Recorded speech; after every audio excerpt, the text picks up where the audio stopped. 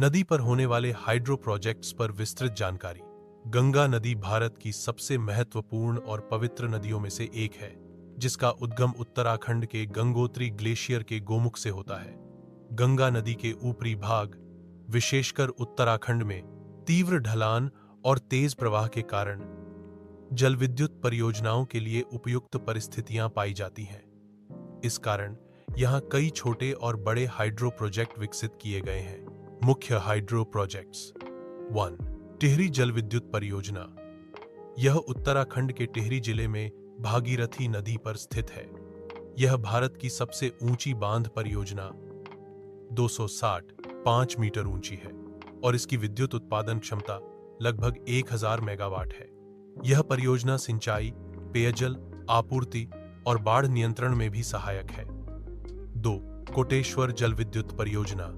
यह टिहरी परियोजना से जुड़ी एक सहायक परियोजना है जो लगभग 400 मेगावाट बिजली उत्पन्न करती है।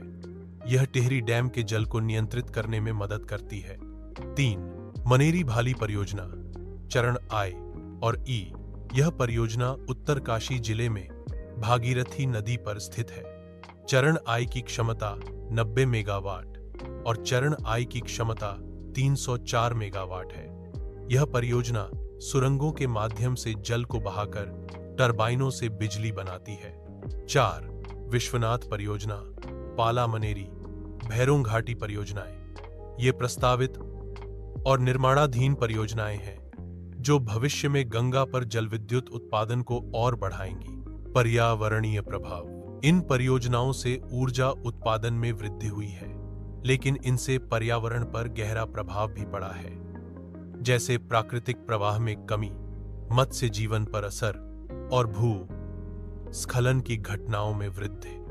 कई धार्मिक एवं पर्यावरण संगठनों ने इन परियोजनाओं का विरोध भी किया है। इस प्रकार गंगा नदी पर जलविद्युत परियोजनाएं आर्थिक रूप से महत्वपूर्ण हैं, लेकिन इनका विकास पर्यावरणीय संतुलन को ध्यान में रखते हुए किया जाना आवश्यक है।